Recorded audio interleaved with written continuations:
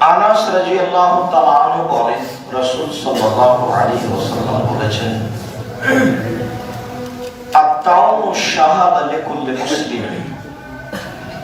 মহামারী হচ্ছে প্রত্যেকটা মুসলমানের জন্য শহীদ হওয়ার মাধ্যম।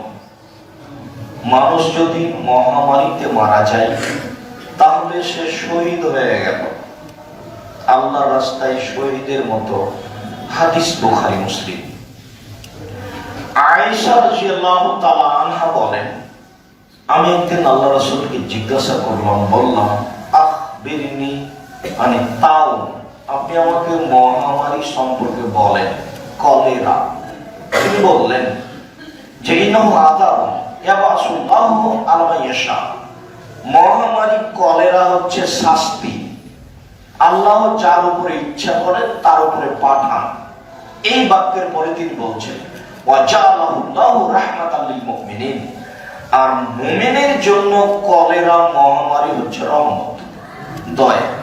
হাদিস বুখারী মুসলিম। আবু হুরায়রা রাদিয়াল্লাহু তাআলা আনহু বলেন, রাসূল সাল্লাল্লাহু আলাইহি ওয়াসাল্লাম বলেছেন, আশ-শুহাদাউ খামসা। পাঁচটি পদ্ধতিতে মানুষ শহীদের মর্যাদা পায়। তার একটি হচ্ছে তাউন, মানুষ যদি মহামারী কলেরায় মারা যায় তাহলে সে শহীদ। তার একটি হচ্ছে মাকতুন, মানুষ যদি পেট ব্যথায় মারা যায় তাহলে সে শহীদ। তার একটি হচ্ছে হারিক, যদি ডুবে মারা যায় তাহলে সে শহীদ। তার একটা হচ্ছে হারিক, কেউ যদি আগুনে জ্বলে মারা যায় তাহলে সে শহীদ। অন্য এক বর্ণনায় যখন আল্লাহ নবী বলেছেন যে মূল শহীদ ছাড়া আরো শহীদের মর্যাদা পাওয়ার মতো 7 শ্রেণীর মানুষ রয়েছে, তার এক শ্রেণীর মানুষ ওইসব মহিলা যারা সন্তান প্রসবে মারা যায়, তারাও শহীদ। সম্মানিত দিনী ভাই বোন, আমরা বিবরণের সংক্ষিপ্ততে বলতে চাচ্ছি যে যদি করোনা ভাইরাস মহামারী হয় তাহলে যারা মারা গেছে, যারা মারা যাচ্ছে, তারা শহীদের মর্যাদা পাবে বলে রাসূল সাল্লাল্লাহু আলাইহি ওয়াসাল্লাম উল্লেখ করেছেন। তবে মহামারীর যা অবস্থা, করোনা ভাইরাসের অবস্থা তা নয় মর্মে আমরা নাকচ করার চেষ্টা করেছি বিবরণে। তাহলে করোনা ভাইরাস কি ছোঁয়াচে রোগ? আমরা আমাদের জোরালো আলোচনায় বলেছি ছোঁয়াচে রোগ বলে পৃথিবীতে কোনো কিছু নেই।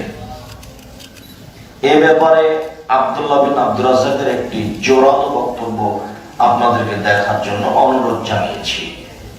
সেখানেও অনেক তথ্য রয়েছে, কোরআন ও সহিহ হাদিসের বিবরণ রয়েছে। আমি সাধারণভাবে বাহ্যিকভাবে যা বলে থাকি তাতে এইভাবে বলেছি। আব্দুল্লাহ ইবনে মাসউদ রাদিয়াল্লাহু তাআলা আনহু বলেন, রাসূল সাল্লাল্লাহু আলাইহি ওয়াসাল্লাম একদা আমাদের মাঝে দাঁড়ালেন, দাঁড়িয়ে বললেন, লা ইউদি শাইউন শায়া। কোন রোগ ব্যাধি কারো থেকে কারো কাছে পার হয়ে যায় না। লা ইউদি শাইউন শায়া, কোন কিছু একজনের কাছ থেকে আরেকজনের কাছে পার হয়ে যায় না। লা ইউদি শাইউন শায়া, কোন রোগ ব্যাধি কারো থেকে কারো কাছে পার হয়ে যায় না। এই কথাটি তিনি 3 বার বললেন। তখন পল্লীর একজন বেদুইন দাঁড়িয়ে বলছে, জানার নবী, চাই তো আমাদের মুখে একটাতে চুলকুনি ছোঁয়াচে রোগ হলে বাকিগুলিতে হয়ে যায়, তো ছোঁয়াচে রোগ আছে তো, যাই তো। তখন রাসূল সাল্লাল্লাহু আলাইহি ওয়াসাল্লাম বললেন, বলো তাহলে মান আদরাকাল আউয়ালা, প্রথমটাকে কিভাবে হলো, ওই ছোঁয়াচে কিভাবে হলো, তুমি বলো। তখন তো পল্লীর মানুষ, তার তো আর জানা নাই, এ পর্যন্ত চুপ। প্রথমটাকে কিভাবে হলো সেটাও কিভাবে বলবে? ছোঁয়াচে রোগ হলে প্রথমটাকে কার থেকে আসলো বলো দেখি। চুপ হয়ে গেল যখন, তখন আল্লাহ রাসূল বলেন, শুনে রাখো, ইন্নাল্লাহ খালাকা কুল্লা নাফসিন, নিশ্চয় আল্লাহ তাআলা প্রত্যেক প্রাণীকে সৃষ্টি করেছেন। প্রত্যেক প্রাণী, পৃথিবীতে যত প্রাণী আছে, মানুষ, জিন, গরু, ছাগল, সাপ, ব্যাঙ, পশু প্রাণী যত রয়েছে, সবকে আল্লাহ তাআলা সৃষ্টি করেছেন। ওয়া কাতাবা হায়াতাহা ওয়া মাউতাহা ওয়া রিজকাহা ওয়া মাসাইবাহা, লিখে দিয়েছেন চারটে, লিখে দিয়েছেন মরণ, লিখে দিয়েছেন জীবন, লিখে দিয়েছেন রুচি, লিখে দিয়েছেন তার বিপদ আপদ রোগ ব্যাধি। ওই লেখাতে সেই দিন যদি করোনা লেখা থাকে, আর আজ যদি মানুষ পাথরের ভিতরে ঢোকে থাকে, সে করোনা থেকে আর রেহাই পেতে পারে না, এটা অসম্ভব। তাকে করোনা ধরবেই ধরবে। আর সেই দিন যদি কারো করোনা না লেখা থাকে, আর কেউ যদি করোনা রোগীর গায়ের উপরে গড়াগড়ি করে, তবুও তাকে করোনা ধরবে না, এটাই চূড়ান্ত।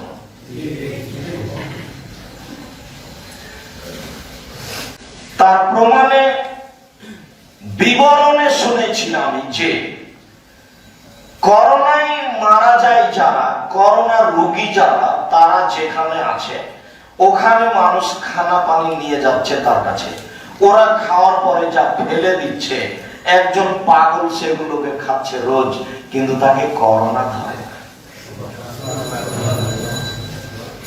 আর আমি নিজে বিবরণে বলেছি যে সতর্কতায় যদি করোনা থেকে রক্ষা পাওয়া যেত, তাহলে যমুনা ফিউচার পার্কের মালিক করোনায় মারা যেত না। আপনি কি মনে করেন তার সতর্কতার অভাব ছিল? একথাই চূড়ান্ত যে সেদিন যদি করোনা লেখা হয়ে থাকে, তাহলে আজ বাঁচার কোনো পথ নেই। আর যদি না লেখা হয়ে থাকে, তাহলে করোনা ধরেছে যাকে, তার গায়ের সাথে গাও লাগিয়ে আজীবন থাকলে আপনাকে করোনা ধরবে না, এটাই চূড়ান্ত। আমি আব্দুর রাজ্জাক বিন ইউসুফ এই চূড়ান্তের ভিত্তিতে 8 মাস যাবত আলোচনা করে আসছি। আমি বলেছি কারো করোনা হলে আমি তার সাথে খেতে প্রস্তুত। কোন রোগী কোন লোক করোনায় মারা গেলে আমি তার গোসল দেওয়াবো, দিতে প্রস্তুত। যদি আমারও করোনা হয়, তাহলে আমি বলবো না যে এর কারণে হয়েছে, আমি বলবো আমার লেখা ছিল সেই দিন পৃথিবী সৃষ্টির 50,000 বছর পূর্বে, ওই লেখায় 15 লেখা হয়েছিল আমার মায়ের পেটে যেদিন আমি 3-4 মাস, সেদিন লেখা হয়েছে, তাই আজকে আমাকে করোনা ধরেছে। আমি করোনা রোগীর গোসল দেওয়ালাম, তাই আমাকে করোনা ধরেছে, অসম্ভব। আমি আব্দুর রাজ্জাক বিন ইউসুফ আমার দেশ সংস্থা আগে আমি কোনদিন স্বীকৃতি দিতে পারি না। এর স্বীকৃতি দিতে হলে আমার মরা দেহের কাছে স্বীকৃতি নিতে হবে। এই কথা আমি দীর্ঘদিন থেকে বলে আসছি। সম্মানিত দিনী ভাই বোন, আমরা তাকে করোনা ভাইরাস এই যে আপনার ছোঁয়াচে রোগ, এটা আমরা নাকচ করেছি, বলেছি ছোঁয়াচে রোগ বলে কোনো জিনিস নেই, এটাই চূড়ান্ত। এই দিয়ে মানুষকে বেঈমান করা হচ্ছে। রাসূল সাল্লাল্লাহু আলাইহি ওয়াসাল্লাম বললেন, সকালে ছিল মুমিন, বিকালে হলো কাফের। এটা হয় কি করে? সন্ধ্যায় ছিল মুমিন, সকালে হলো কাফের। হাদিস তো বুখারী মুসলিম, কিন্তু মানুষ হলো কি করে? মানুষ এমন ভাবে করোনা বলে বিশ্বাস করলো যে রাস্তাঘাট, দোকানপাট, এমনকি মসজিদও বন্ধ করে দিল। অথচ বিপদে পড়লে মানুষকে মসজিদে আসতে হবে, এটাই হিসাব। তারপরে আমি বলেছি যদি এটা মহামারী না হয়, এইটা যদি ছোঁয়াচে রোগ না হয়, তাহলে কি? তাহলে বালা মুসিবত, বিপদ হতে পারে। মাঝে মধ্যে আল্লাহর পক্ষ থেকে মানুষের উপরে বালা মুসিবত, বিপদ আসে। কম ঝড় বৃষ্টি আসে, এলাকা ধ্বংস হয়ে যায়। অনেক সময় সূর্য চন্দ্রের গ্রহণ লেগে যায়, মানুষ বিপদে পড়ে যায়। সূর্য চন্দ্রের গ্রহণ লাগাকে রাসূল সাল্লাল্লাহু আলাইহি ওয়াসাল্লাম বড় বিপদ বলে উল্লেখ করেছেন। তখন আমরা এই হাদিসগুলিকে সামনে রেখে বলেছি, যদি এই দুটাকে না মানি তাহলে এটা বিপদ। যদি বিপদ হয় তাহলে কি করতে হবে? তাহলে রাসূল সাল্লাল্লাহু আলাইহি ওয়াসাল্লাম যা বলেছেন তাই করতে হবে। রাসূল সাল্লাল্লাহু আলাইহি ওয়াসাল্লাম বললেন, দেখো, সূর্য চন্দ্রে কারো জীবিত হওয়ার কারণে, কারো মরার কারণে গ্রহণ লাগে না।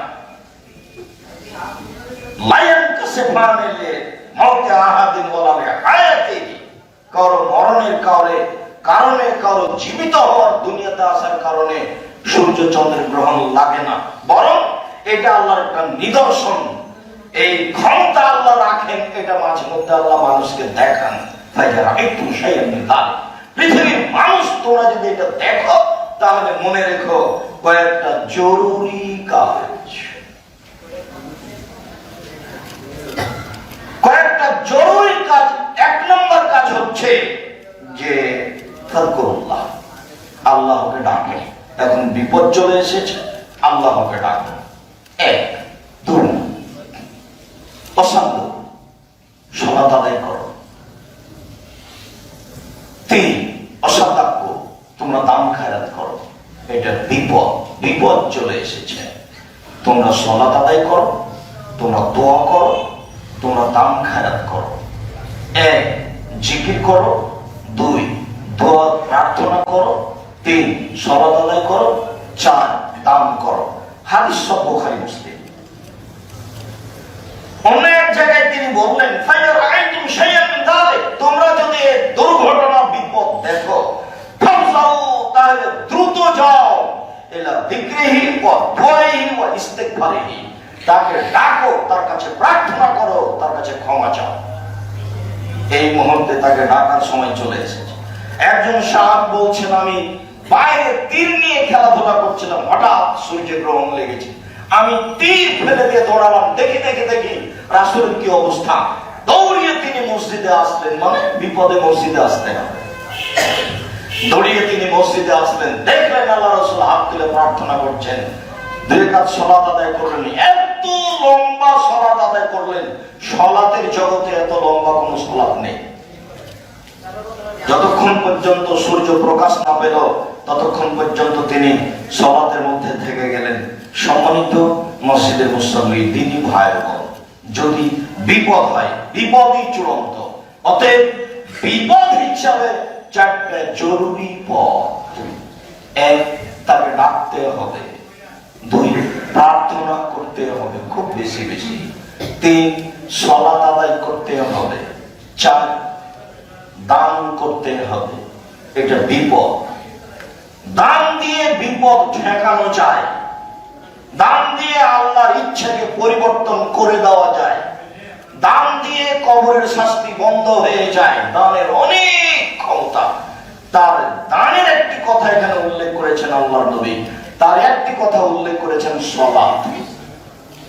আমরা এই সালাতের বিবরণে দীর্ঘ আলোচনা করছিলাম। তবে আলোচনায় রেখেছিলাম যে 20 জন জুমা মসজিদে আর 5 জন বক্তিয়া সালাতে, এইটা শরীয়তকে অমান্য করার একটা জোরালো মাধ্যম।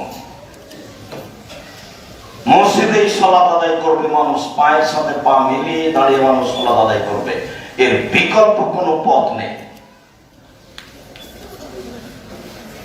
সাথে সাথে 3 ফুট দূরে দাঁড়াতে হবে, এ ব্যাপারে বলা হয়েছে যে 3 ফুট দূরে দাঁড়াতে হবে। এটা যদি জায়েজ করতে হয় তাহলে মুহাম্মদ সাল্লাল্লাহু আলাইহি সাল্লামকে আবার পৃথিবীতে আসতে হবে, এসে বলতে হবে, পৃথিবীবাসী, আমি মুহাম্মদ সাল্লাল্লাহু আলাইহি সাল্লাম বলছি, তোমরা এখন 3 ফুট দূরে দূরে দাঁড়াতে পারো। যেহেতু মুহাম্মদ সাল্লাল্লাহু আলাইহি সাল্লাম কিয়ামত পর্যন্ত আর কোনদিন আসবেন না, কাজে 3 ফুট পর পর দাঁড়ানোর বৈধতা কিয়ামত পর্যন্ত হবে না। যদি কাবা ঘরে কিয়ামত পর্যন্ত আর কেউ প্রাচীরের মতো না দাঁড়ায়, মরা পর্যন্ত কিয়ামত পর্যন্ত যদি কাবা ঘরে 3 ফুট দূরে দূরে দাঁড়ায়, তবু বৈধতা হবে না। বৈধতার কোনো পথ নেই। পৃথিবীর আলেম ওলামা তো বহু দূরের কথা, সুলিও হয়নি, ফাঁসিও হয়নি, সিদ্ধান্ত পরিবর্তন হয়ে গেল কিভাবে বোঝা গেল না। এত তাড়াতাড়ি জাতীয় আলেম ওলামা পরিবর্তন হয়ে গেল কিভাবে তা বোঝা গেল না। সবাই হয়ে গেছেন তা নয়, অনেকেই হয়ে গেছেন, এইটা ঠিক, অনেকেই হয়নি। আর আমি কোনদিনের সরিষা সমপরিমাণ দাম দিইনি। আর এর কারণে যারা দিয়েছে বা যারা কিছু মন্তব্য আমার উপরে করেছে, তাদের ব্যাপারে আমার কোনো কঠোর মন্তব্য নেই। তবে আমার পক্ষ থেকে অনুরোধ থাকছে যে কাউকে লক্ষ্য করে কোনো মন্তব্য করা ঠিক নয়। আপনি তো আমাকে ভালো করে চিনেন, এটা আমার মনে হয় না। আপনি এত মন্তব্য করলেন কি করে? আমি তো শরীয়তের ব্যাপারে কোনোদিন সরিষা সমপরিমাণ কাউকে ফাঁকি দিয়েছি তা আমার মনে পড়ে না। আপনি বললেন যে মুখে মাস্ক দেওয়া যাবে, এই দেখেন মুখ ঢাকা যাবে, হাই উঠার সময় আল্লাহ নবী মুখে হাত দিয়েছে, দলিল দিয়ে দিলেন। তো হাই ফুলে আল্লাহ নবী মুখে হাত দিয়েছেন, এটা দিয়ে মুখ ঢাকার প্রমাণ করা যাবে? রাসূল সাল্লাল্লাহু আলাইহি ওয়াসাল্লাম নিষেধ করেছেন, না রাসূলুল্লাহ সাল্লাল্লাহু আলাইহি ওয়াসাল্লাম ইউগাক্কির রাজুল ফাহু, রাসূল সাল্লাল্লাহু আলাইহি ওয়াসাল্লাম টাকনোর নিচে কাপড় পরতে এবং মুখ ঢাকতে নিষেধ করেছেন। কোন মন্তব্য চলবে না, কোন প্রকার সমস্যা চলবে না, সালাতে মুখ খুলে রাখতে হবে, এটাই চূড়ান্ত। এর মুখামুখি খোলা যায় বলে একটা সহিহ হাদিস পেশ না করা পর্যন্ত এই মন্তব্য থেকে মুসলিম ফিরবে এর কোন সুযোগ আছে বলে আমি আব্দুর রাজ্জাক বিন ইউসুফ বুঝি না। আরে দুদিন পরে না হয় মরতাম, মুখ ঢাকতে গিয়ে না আজকেই মরলাম, তাতে কি আছে? মুসা আলাইহিস সালাম যখন যে মালাকুল মউত যখন মুসা আলাইহিস সালামের কাছে আসলেন, আজরাইল মালাকুল মউত বলতে হয়, তখন মুসা আলাইহিস সালামকে বললেন, আচ্ছা ও প্রথমে এসেছিলেন তখন বলছিলেন কেন? বলে আপনার জান কবজের জন্য, মানে এক থাপ্পড় দিয়েছে। তখন মালাকুল মউতের একটা চোখ নষ্ট হয়ে গেছে, হাদিস কিন্তু বুখারী মুসলিম। তা আল্লাহ বললেন, আচ্ছা ঠিক আছে, আপনি আবার যান। আবার এসে বলছেন যে আপনি একটা গাভীর গায়ের উপরে হাত রাখেন, রাখলাম। আপনার হাতের নিচে যত গাভীর লোম পড়েছে ততদিন বাঁচবেন। তারপর মরতে হবে, তারপর যদি মরতে হয় তাহলে আজকেই। আর যদি করোনা ভাইরাস মহামারী হয় আর মরণ হয় তাহলে তো কাজ হয়ে গেছে, এখন নগদ যান। অন্তত দয়া তো আছে আল্লাহর, এটাই বিশাল বরং আল্লাহ সুবহানাহু ওয়া তাআলা বলছে। মুখ থেকে সালাত আদায় করতে হবে। কিভাবে কি হয়ে গেল বুঝলাম না। জোরে আমিন বলবে, চুপে বলবে না, শহীদ হলেও ফাঁসি হলেও ফাঁসি মঞ্চে উঠে গেছে, জোরে আমিন বলেছে। কত প্রমাণ নেবেন আপনি? 190 বছর তাদের যুগ, ইংরেজদের যুগ। নিচে হাত বাঁধবে না, উপরে বাঁধবে, ফাঁসি হলে কি হবে? হয়ে গেছে ফাঁসি। উপরে হাত বাঁধবে, এইভাবে দুনিয়া থেকে চলে গেছেন। আর আপনি এত তাড়াতাড়ি শুরুও হলো না কারো, ফাঁসিও হলো না কারো, আপনি কখন কখন পরিবর্তন হয়ে গেলেন বুঝলাম না। সকালে মুমিন, বিকালে কাফের, বিকালে কাফের, সকালে বিকালে মুমিন, সকালে কাফের। রাসূল সাল্লাল্লাহু আলাইহি ওয়াসাল্লাম এই বাক্য বললেন, বুঝলাম না কিভাবে আপনার এমনটা ঘটে গেল। মনে রাখবেন, রাসূল সাল্লাল্লাহু আলাইহি ওয়াসাল্লাম শরীয়তের বিবরণে সালাতে দাঁড়াতে হবে প্রাচীরের মতো এই বিষয়ে যত বলেছেন, আর কোন বিষয়ে এত কঠোর ভাবে বলেছেন তা আমার জানা নেই। 23 বছর জীবনে কোন একদিন কোন এক অক্ত এসব না বলে সালাত আরম্ভ করেছেন তার প্রমাণ নেই। কি বলেছেন? কাতার সোজা করুন, প্রাচীরের মতো হয়ে দাঁড়ান, আগে পিছে হবেন না, নইলে অন্তর পরিবর্তন হয়ে যাবে। ওই যে আমি দেখছি দুইজনের ফাঁকা দিয়ে শয়তান প্রবেশ করছে ছাগলের বাচ্চার মতো। কাতার সোজা করুন, প্রাচীরের মতো হয়ে দাঁড়ান। যে ফাঁকা বন্ধ করবে আল্লাহ তার জন্য জান্নাতে ঘর বানাবেন।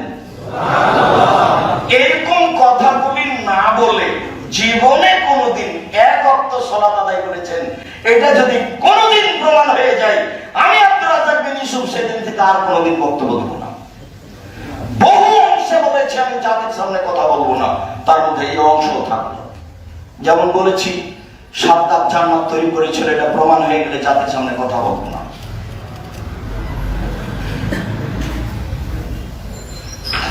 যেমন বলেছি কোরআন মাজিদ না হয়ে কোরআন শরীফ হয়ে গেলে আমি জাতির সামনে আর কোনদিন কথা বলবো না। বহু কথা এভাবে বলা আছে। যেমন বলেছি যে ডান দিকে ছেলের বাপ আর বাম দিকে ছেলের মা, মধ্যে ছেলে বসে আছে, 2 কানে ইয়ারফোন লাগা আছে, ইন্ডিয়ার গান চলছে। আমি এই বাপ মাকে যদি অশিক্ষিত প্রমাণ করতে না পারি আমি জাতির সামনে কথা বলবো না। বহু কথা আছে, আমি প্রমাণ করতে না পারলে বক্তব্য দিব না। এটাই চূড়ান্ত। আমি তাকে আগে অশিক্ষিত প্রমাণ করব, তারপরে বক্তব্য। ঠিক একথা বলছি, কোনদিন যদি প্রমাণ হয়ে যায় রাসূল সাল্লাল্লাহু আলাইহি ওয়াসাল্লাম একদিন এক ওয়াক্ত কাতার সোজা করুন, প্রাচীর প্রাচীরের মতো হয়ে দাঁড়ান, ফাঁকা বন্ধ করুন।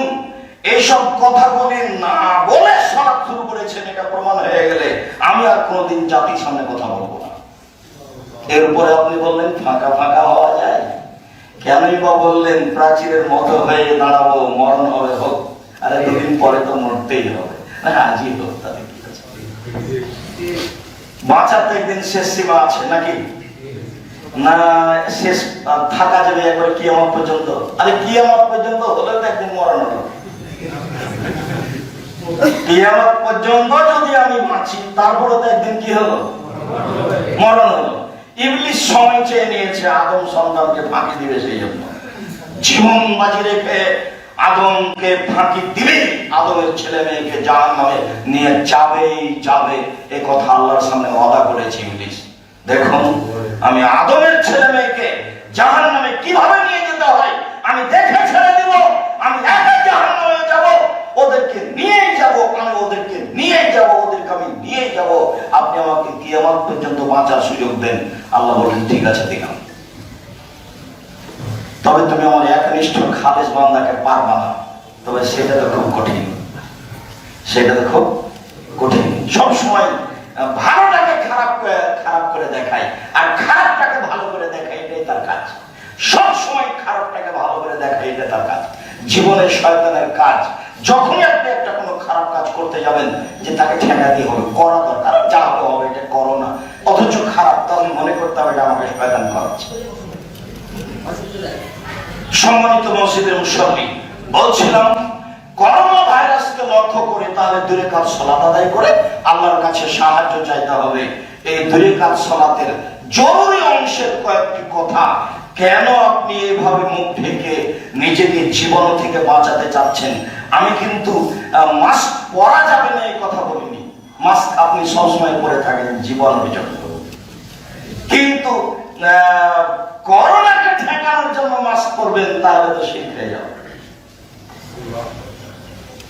আর জীবাণুর জন্য যদি আপনি মাস্ক পরেন তাহলে রাসূল সাল্লাল্লাহু আলাইহি ওয়াসাল্লামের পদ্ধতিতে পরেন, তাহলে আপনার জন্য সহজ হবে।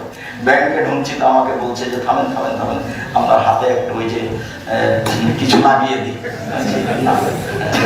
না থামেন, একটু থামেন না। তা আমি জোর করে চলে যাচ্ছি, ভিতর দিকে চলে গেলাম, তো বলছে তুমি চিনো এনে আব্দুল রাজ্জাক, তোমার কথা। তো ব্যাংকের ম্যানেজারের ঘরে ঢুকে দিচ্ছে, সামনে চেয়ার গুলো নেই, বলে চেয়ার কে দিয়েছে, তো সমস্যা বুঝতে পারছেন। কয়েকদিন পরে দেখছি ব্যাংক ছুটি দিয়ে দিয়েছে, কেন সবাই কি করোনা, চেয়ার কি হবে, সম্মানিত দিদি ভাই বোন, যেটা আমি বলতে চাচ্ছি রাসূল সাল্লাল্লাহু আলাইহি ওয়াসাল্লামের পদ্ধতিতে পবিত্রতা অবলম্বন করেন, সহজ হবে। তার দুই তিনটে কথা এখানে বলে রাখছি। এই নিয়ে 8 মাস যাবত আলোচনা চলছে পবিত্রতা নিয়ে। তার একটি অংশ হচ্ছে পবিত্রতার, একটা অংশ হলো সালাত। এই সালাতের আলোচনায় বর্তমান আমরা রয়েছি রুকু ও সিজদার আলোচনায়। আজকের আলোচনা রুকুর আলোচনা মর্মে এতটুকু যে আপনি পবিত্রতা অর্জন করলেন। আপনি দেখেন তো, ঘুম থেকে উঠে হাতটি পানিতে ডুবাতে নিষেধ করলেন কেন? কঠোর ভাবে নিষেধ করেছেন।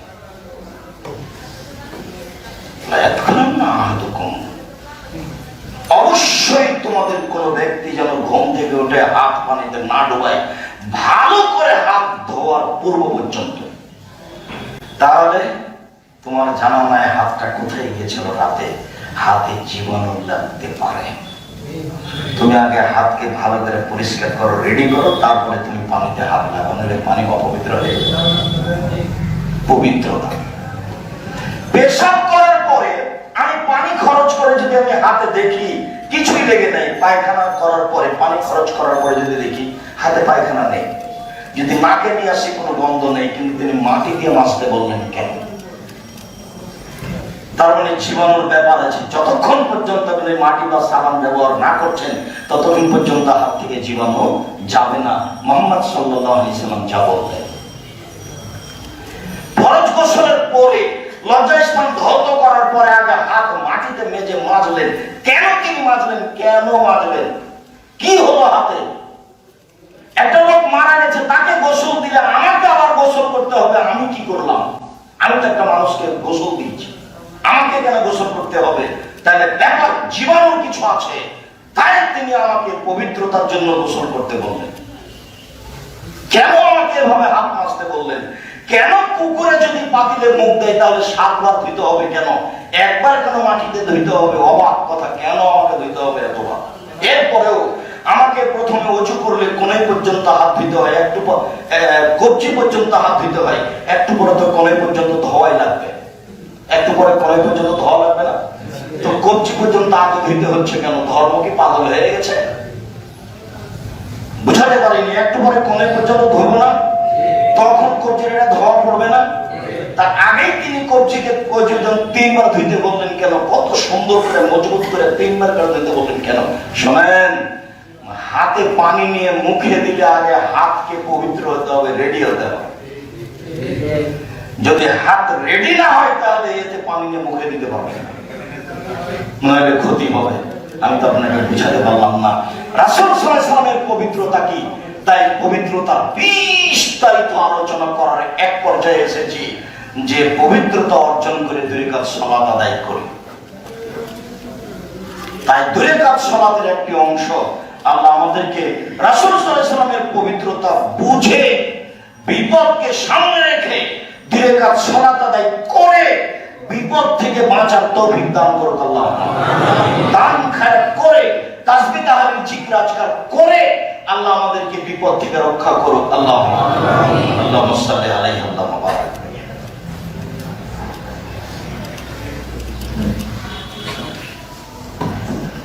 আলহামদুলিল্লাহ ওয়াহদা ওয়াসসালাতু ওয়াসসালামু আলা মান লা নাবিয়্যা বা'দা। মহান আল্লাহ বলেন, ইয়া আইয়ুহাল্লাযীনা আমানু ইসতাঈনু বিস-সাবরি ওয়াস-সালাহ। পৃথিবীর মানুষ, তোমরা যারা ঈমানদার, আল্লাহকে বিশ্বাস করো, পরকালকে বিশ্বাস করো, ভাগ্যকে বিশ্বাস করো, তোমরা তারা আল্লাহর কাছে সাহায্য চাও 2 রাকাত সালাত আদায় করে ধৈর্যের মাধ্যমে। 2 রাকাত সালাত আদায় করতে হবে, ধৈর্য লাগবে। 2 রাকাত সালাত আদায় করে সাহায্য চাইলাম, হলো না, তখন একদিক থেকে একদিকে চলে গেলাম, তা হবে না। সাহায্য চাইতে হবে সালাতের মাধ্যমে এবং ধৈর্য লাগবে। আমি চাইলে হয়ে যাবে 1 ঘন্টার মধ্যে, নাও হতে পারে, হতেও পারে, কিন্তু আমার ধৈর্যের পরিচয় দিতে হবে।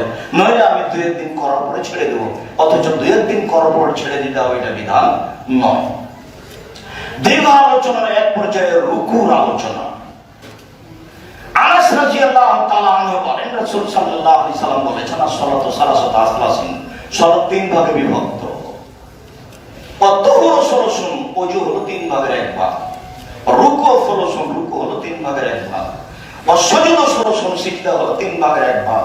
মামলা তাহলে কেউ যদি এগুলি ঠিক ঠিক ঠিক ঠিক করে তাহলে কবিলাত সালাত হলো, তার সালাত কবুল হয়ে যাবে।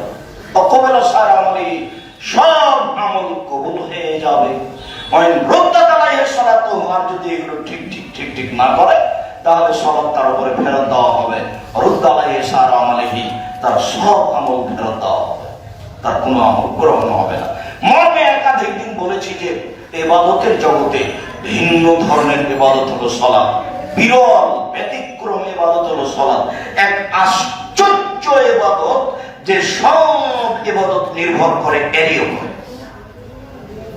সালাত যদি থাকে তাহলে আমি ফকিরকে 10টা টাকা দিয়েছি, তার অনেকেও থাকবে। যদিও ইবাদতের জগতে সবচেয়ে শক্তিশালী, পাওয়ারফুল, ক্ষমতাধর ইবাদত দান, তবুও ও আরেকটার অধীনে থাকে। বলেন তো কি কার অধীনে থাকে? সালাতের অধীনে থাকে। যদি সালাত আছে তাহলে এটা আছে, আর যদি সালাত না থাকে তাহলে এটা গেছে। বিচারের মাঠে যতদিন পর্যন্ত বিচার না হবে ততদিন পর্যন্ত দান আপনার উপরে ছায়া করে থাকবে, কথা ঠিক, কিন্তু দান টিকবে না বিচারের মাঠে যদি সালাত না থাকে। তাহলে পৃথিবীতে ব্যতিক্রম ইবাদত হলো সালাত। যার প্রথম হলো পবিত্রতা, পবিত্রতা 19-20 হয়ে এটা গেছে। যার দ্বিতীয় হচ্ছে রুকু, রুকু যদি 19-20 হয়ে যায় তাহলে এটা গেছে। তার তৃতীয় হচ্ছে সিজদা, সিজদাই যদি 19-20 হয়ে যায়, ঠিক না হয়, তাহলে সেটা গেছে। আনাস রাদিয়াল্লাহু তাআলা আনহু বলেন, রাসূল সাল্লাল্লাহু আলাইহি ওয়াসাল্লাম বলেছেন, আকিমুর রুকু'a ওয়াস-সুজুদা ফাওয়াল্লাহি লা আরাকুম মিন বা'দি। তোমরা সুন্দর করে ভালোভাবে রুকু সিজদা করো, আল্লাহর কসম আমি তোমাদেরকে পিছন দিক থেকে দেখতে পাই। আসলে তো সামনের দিকে চোখ, তো পিছন দিকে দেখবেন মানে এটা হলো মর্যাদা, এটা অলৌকিক ক্ষমতা। চোখ দিয়ে দেখেন না, এটার নাম ক্ষমতা। কাঠের চেয়ারে বসলেন সুলাইমান আলাইহিস সালাম, আর বললেন চেয়ার চলো ইরাক। চলে গেল। তো ওখানে তো তেল নাই, ইঞ্জিন নাই, চালক নাই, তার নাম মুআজ্জাজা। মুসা আলাইহিস সালাম বললেন, আল্লাহ বললেন লাঠিটা ছেড়ে দাও। ছেড়ে দিলেন। মাটিটা সাপ ছিল, সব একবারে ধরে নিলেন। মাঠে কেন, সারা পৃথিবী যদি সাপে পূর্ণ হয়ে যেত, এরপরে লাঠি যদি একবারে ধরতে না পারতো, তাহলে আল্লাহর শক্তি দুর্বল প্রমাণ হয়ে যেত। এটা মুআজ্জাজা, অলৌকিক ক্ষমতা। চলো জাবের দাওয়াত দিয়েছে আমরা 1000 মানুষ, চলো জাবের বাড়িতে খাওয়া খেয়ে আসি। তো জাবের এখন বউকে বলছো, দাদা তুমি তো 3 জন মানুষের কথা বলেছিলে, আমি কিন্তু চুপে চুপে বলেছি। এখন আল্লাহ রাসূল বলছেন যে সবাই চলো। তো স্ত্রী বলছেন, সেই চিন্তা আপনি করছেন কেন? আপনি 3 জনকে দাওয়াত দিয়েছেন, আমরা 3 জনের প্রস্তুতি নিই, বাকি কি করবেন উনি তার ব্যাপার, অতটা দুশ্চিন্তা ভোগ করেন না। খানা পানি রেডি করলেন, তাহলে এইভাবে রেডি, আচ্ছা ঠিক আছে, এই তোমরা আসো আর খেতে থাকো, আসো আর খেতে থাকো। খাওয়া যখন শেষ হয়ে গেল 1000 মানুষের, তখন দেখা গেল খাদ্য পানি যা ছিল তাই ছিল, তাই অলৌকিক ক্ষমতা মুআজ্জাজা। রাসূল সাল্লাল্লাহু আলাইহি ওয়াসাল্লাম বললেন, রুকু সিজদা সুন্দরভাবে আদায় করো, আল্লাহর কসম পিছনে তোমরা কি করছো আমি দেখতে পাচ্ছি। বারা ইবনে আযিব রাদিয়াল্লাহু তাআলা আনহু বলেন, কারণ রুকু নবী সাল্লাল্লাহু আলাইহি সাল্লাম ও সুজুদ, রাসূলের রুকু এবং সিজদা ছিল অবায়না সাজদাতাইনে, আর 2 সিজদার মাঝের সময় ছিল। ওয়া রাফা মিনার রুকু, রুকু থেকে উঠে দাঁড়িয়ে থাকার সময় ছিল। মাকামাল কিয়াম ওয়াল কুউদে, আত্তাহিয়াতুর বৈঠক ব্যতীত আর দাঁড়িয়ে থাকার বৈঠক ব্যতীত কারিবান মিনাস সাওয়া, প্রায় সমান সমান। হাদিস বুখারী মুসলিম। বুঝাতে পারিনি, আবার বলি, রাসূল সাল্লাল্লাহু আলাইহি ওয়াসাল্লাম রুকু থেকে উঠে দাঁড়িয়ে থাকতেন যেই পরিমাণ, 2 সিজদার মাঝে সিজদা থেকে উঠে বসে থাকতেন সেই পরিমাণ। ওয়াজা রাফা মিনার রুকুয়ে, সিজদায় থাকতেন সেই পরিমাণ, রুকু থেকে উঠে থাকতেন সেই পরিমাণ, 2 সিজদার মাঝে থাকতেন সেই পরিমাণ। প্রায় সমান সমান, প্রায় সমান সমান, প্রায় সমান সমান। তবে যখন দাঁড়িয়ে থাকতেন সালাতে তখন অনেক লম্বা। তবে আত্তাহিয়াতুর বৈঠক ছিল অনেক লম্বা। সালাম ফেরার পূর্বে কত কি দোয়া পড়ছেন, রব্বির হামহুমা কামা রাব্বায়ানি সাগীরা তো আছে। তাহলে সিজদার সময়, সিজদা থেকে উঠে বসে থাকার সময়, তাহলে রুকু থেকে উঠে দাঁড়িয়ে থাকার সময় প্রায় সমান সমান। রুকু সিজদা। আনাস রাদিয়াল্লাহু তাআলা আনহু বলেন, কানা রুকু নবী সাল্লাল্লাহু আলাইহি সাল্লাম ইজা রাফা মিনার রুকুয়ে কামা, আল্লাহ রাসূল যখন রুকু থেকে উঠতেন, অন্য বর্ণনায় এসেছে ওয়াজা কানা রাসূলুল্লাহ সাল্লাল্লাহু আলাইহি ওয়াসাল্লাম সামিআল্লাহু লিমান হামিদা রাব্বানা লাকাল হামদ, যখন আল্লাহ রাসূল বলতেন সামিআল্লাহু লিমান হামিদা রাব্বানা লাকাল হামদ, আল্লাহ ওদের প্রশংসা শুনলো, যে তার প্রশংসা শুনলো, এই বলে আমার রাসূল দাঁড়িয়ে আছে। নাকুল কাদা আউম, তখন আমরা ভাবতাম যে মনে হয় সন্দেহ হয়ে গেছে নাকি আল্লাহ রাসূলের, মনে হয় উনি আর এখন সিজদায় যাবেন না, উনি মনে হয় এখন দাঁড়িয়ে আছেন, কিরাত করছেন মনে হয়। আচ্ছা, রুকু থেকে উঠেছেন কিন্তু সিজদায় যাচ্ছেন না কেন?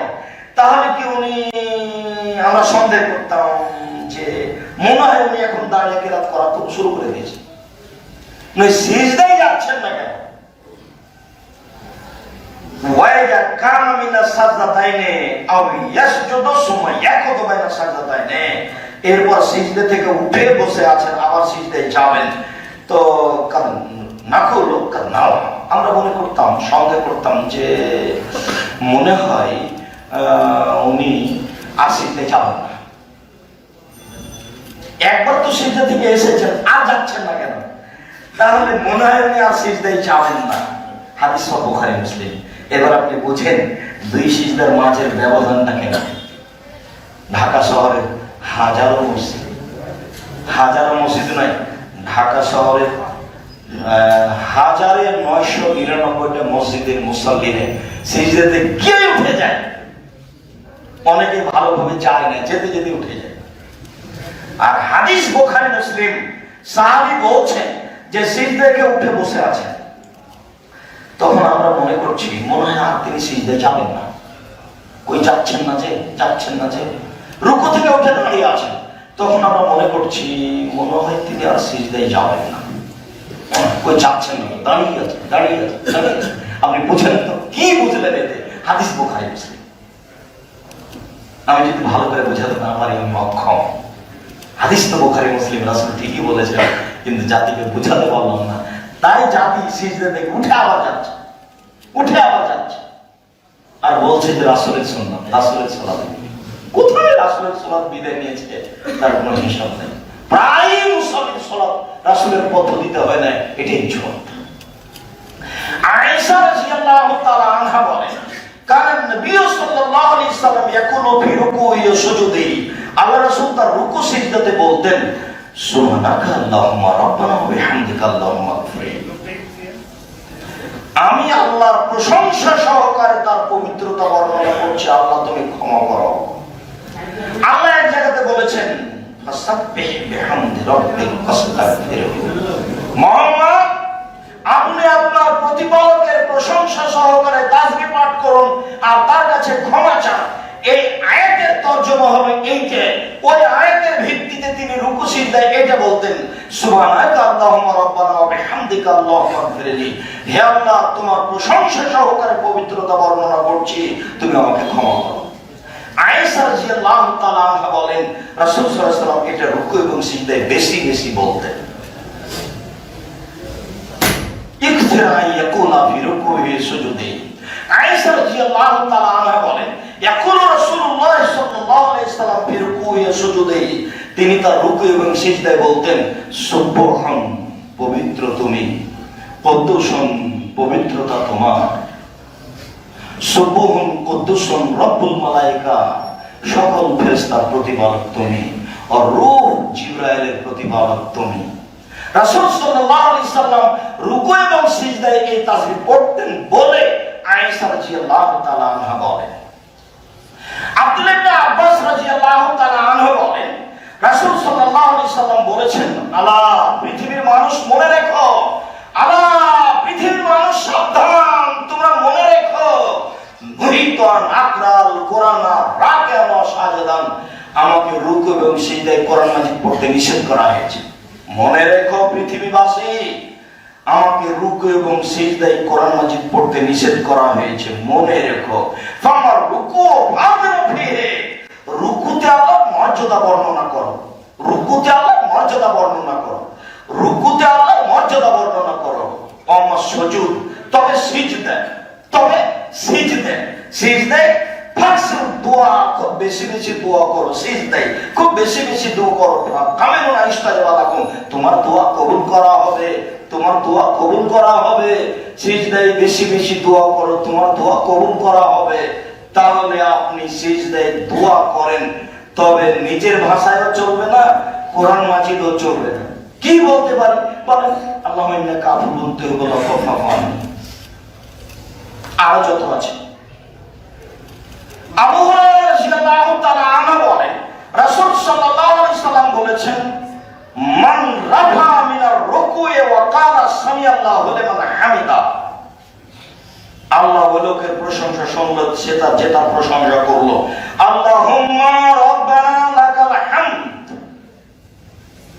এই কথা যদি বলে আল্লাহুম্মা রাব্বানা লাকাল হামদ এই পর্যন্ত যদি বলে, ফাইনাহু ক্বালু ক্বালাল মালায়েকা গুফির লাহু মা তাকাদ্দামা মিন জামবিহি, তোমার এই কথা যদি ফেরেশতার কথার সাথে মিলে যায় তাহলে সব পাপ ক্ষমা। তোমার এই কথার সাথে ফেরেশতার কথা যদি মিলে যায় তাহলে সব পাপ ক্ষমা। তার মানে রুকু থেকে উঠে মানুষ যখন বলে সামিআল্লাহু লিমান হামিদা, তখন আল্লাহর ফেরেশতাগণ বলেন রাব্বানা ওয়া লাকাল হামদ, ফেরেশতাগণ বলেন আল্লাহুম্মা রাব্বানা লাকাল হামদ, ওয়া লাকাল পরে এটাই বলবেন আল্লাহুম্মা রাব্বানা লাকাল হামদ। এটা যদি আপনি বলেন, ফেরেশতা তখন বলে, দুটো যদি একসাথে হয়ে যায় আগের সব পাপ ক্ষমা। আব্দুল্লাহ ইবনে আউফ রাদিয়াল্লাহু তাআলা আনহু বলেন, কানা রাসূলুল্লাহ সাল্লাল্লাহু আলাইহি সাল্লাম ইজা রাফা আও ইজা জাহারাহু মিনার রুকুই, যখন রুকু থেকে সোজা উঠতেন তখন তিনি বলতেন আল্লাহুম্মা রাব্বানা লাকাল হামদ, হে আল্লাহ প্রতিপালক, প্রশংসা তোমার। মিলাস সামাওয়াতে, আকাশ পরিমাণ প্রশংসা, ও মিলাল আরদ, জমিন পরিমাণ প্রশংসা, মিলা মা শি'তা মিন শাইইন বা'দ, এরপরে তুমি যত চাও তত তোমার প্রশংসা। এরপরে রাসূল সাল্লাল্লাহু আলাইহি সাল্লাম অন্য এক বর্ণনায় বলেন, রুকু থেকে উঠে তিনি বলতেন, আল্লাহুম্মা রাব্বানা লাকাল হামদ মিলাস সামাওয়াতি ওয়া মিলাল আরদ ওয়া মিলা মা শি'তা মিন শাইইন বা'দ। এরপরে বলতেন, আহলাস সানাই ওয়াল মাজদে, তুমি তো মর্যাদা ও সম্মানের প্রশংসা হকদার। ও আকুমাকার আব্দ, বান্দা যা বলেছে সেটা তুমি হকদার, বান্দা যা বলেছে সেটা তুমি হকদার, বান্দা যা বলেছে সেটা তুমি অধিকার রাখো। অকুল্লু লাকা আব্দুন, আমরা সবাই তো তোমার দাস। আমরাই তো বললাম আল্লাহুম্মা রাব্বানা লাকাল হামদ মিলাস সামাওয়াতি ওয়া মিলাল আরদ ওয়া মিলা মা শি'তা মিন শাইইন বা'দ। আকাশ পরিমাণ তোমার প্রশংসা, জমিন পরিমাণ তোমার প্রশংসা, যত প্রশংসা চাও সব তোমার। আমরা তো তোমার বান্দা, বান্দা যা বলেছে সেটা ঠিক ঠিক বলেছে, বান্দা যা বলেছে সেটা ঠিক ঠিক বলেছে, বান্দা যা বলেছে সেটা ঠিক ঠিক বলেছে। আমরা তো সবাই তোমার বান্দা। আল্লাহুম্মা লা মানি'a লিমা আতাইতা, শোনো শোনো শোনো আল্লাহ, তুমি যা দাও তাকে ঠেকাতে পারে না। ওয়া মুতি লিমা মানাতা, তুমি যা দাও না কেউ দিতে পারে না, তুমি যা দাও কেউ ঠেকাতে পারে না, তুমি যা দাও না কেউ দিতে পারে না।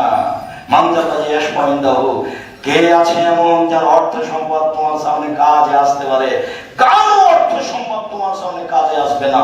সম্মানিত মসজিদের মুসল্লি, দিনী ভাই বোন, আমরা আপাতত আজকের জুমার খুতবার শেষের অংশে চলে এসে আরেকটি হাদিস পড়ছি, বাকি অংশ পরে হবে। আজকে আমরা মাগরিবের পরে আলোচনায় থাকবো, তখন বাকি অংশ আপনাদের সামনে আরো বিস্তারিত আলোচনা করব ইনশাআল্লাহ আজিজ। মর্মে ওই হাদিসটি যে রাসূল সাল্লাল্লাহু আলাইহি সাল্লাম রুকু থেকে উঠে বললেন, রব্বানা ওয়া লাকাল হামদ, আল্লাহুম্মা রব্বানা ওয়া লাকাল হামদ। একটা লোক বলে ফেললো যে রব্বানা ওয়া লাকাল হামদ হামদান কাসীরান তাইয়িবান মুবারাকান ফি, হে আমাদের প্রতিপালক প্রশংসা তোমার, হামদান কাসীরান, খুব তার প্রশংসা, মুবারাকান ফি, মঙ্গলময় তুমি। এই পর্যন্ত বলে ফেলেছি। তখন আল্লাহ রাসূল সালাম ফেরার পরে বলছে, মানিল মুতাকাল্লিম, কে দোয়া পড়লো? রুকু থেকে উঠে কে দোয়া পড়লো? কালানা, আমি পড়েছি আল্লাহ রাসূল। আরে শোনো শোনো শোনো, ইনি রাআইতু বিজাতা ওয়া সালাসিনা মালাকান ইয়াবতাদিরুনা, 30 জনের বেশি ফেরেশতা, 39 জন মতো, 35 জন মতো, 37 জন মতো, 30 জনের বেশি ফেরেশতা তোমার এই বাক্যের নেকিটাকে লেখার জন্য তাড়াহুড়া করছে। কে আগে লিখতে পারে, কে আগে লিখতে পারে, কে আগে লিখতে পারে? হাদিস বুখারী মুসলিম। তবে রাসূল সাল্লাল্লাহু আলাইহি সাল্লামের পরে কোন সাহাবী এই দোয়া জোরে পড়েছেন তা প্রমাণ হয় না। ওই সময় ওই সাহাবী ছাড়া আর কেউ জোরে পড়েছিলেন সেটাও প্রমাণ হয় না। আর সালাতের দাবি হচ্ছে আমিন ব্যতীত সব অংশ চুপে চুপে হতে হবে। মর্মে এই পর্যন্ত দোয়া খুব সুন্দর, তবে চুপে বলতে হবে, এটাই উত্তম। কেউ যদি জোরে বলে তাহলে সালাত হবে না, এই কথা আমরা বলতে পারি না। তবে একাধিক হাদিসের ভিত্তিতে এই কথা বলা যায় যে চুপে বলতে হবে, এটাই উত্তম। সম্মানিত মসজিদের মুসল্লি, দিনী ভাই বোন, আমরা আজকের আলোচনার গুরুত্বপূর্ণ আলোচনাগুলি আপনাদের সামনে আবারও পেশ করে জুমার খুতবার শেষে চলে আসছি। সেটা হচ্ছে এই যে জরুরি কথা। করোনা ভাইরাসকে লক্ষ্য করে আমাদের সমাজে যা ছড়িয়েছে তা ঠিক নয়।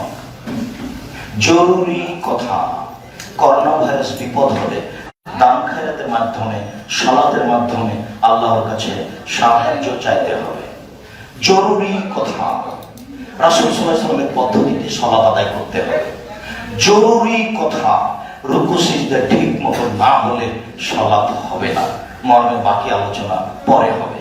জরুরি কথা, বহুদিন থেকে আপনাদের সামনে এই কথা নাই, সেটা হলো এই আমার মনে বড় সাত, এদেশ মাটিতে আমি উন্নত মানের প্রতিষ্ঠান গড়বই করবো ইনশাআল্লাহ। জামিয়া সালাফে ডাঙ্গিপাড়া পাওয়ার রাজশাহী, জামিয়া সালাফে রূপগঞ্জ নারায়ণ ঢাকা, বাংলাদেশের অন্যান্য আরো জেলাতে হবে বলে আমরা আশাবাদী। তারা দিনাজপুরে আমাদের কার্যক্রম চলছে। সম্মানিত দিনী ভাই বোন, আপনাকে আমি প্রথমত দোয়া করার জন্য বলেছি। তা আমার বিশ্বাস যে আপনি দোয়াতে খুব অংশগ্রহণ করেছেন, সহযোগিতায় অংশগ্রহণ করেছেন কিনা এই দীর্ঘ সময় থেকে আমি তেমন বুঝতে পারি। তবে সাধারণ হলে তো দানে অংশগ্রহণ করতে হবে, অল্প হলেও। কেন আপনাকে বলি জানেন? আপনার 10 টাকাতে যদি বরকত থাকে তখন আর ওই লাখ টাকা শেষ হবে না। জামিয়া সালাফিয়ার বিশাল প্রতি লক্ষ লক্ষ টাকার পরিধি, একটা মসজিদ যদি আপনি বাস্তবে না দেখেন তাহলে আপনি বুঝতে পারবেন না। যেটা আমি শতদিন বলে আসছি, যে মসজিদটা 90% জমির উপরে 2 তলা শেষ হতে যাচ্ছে।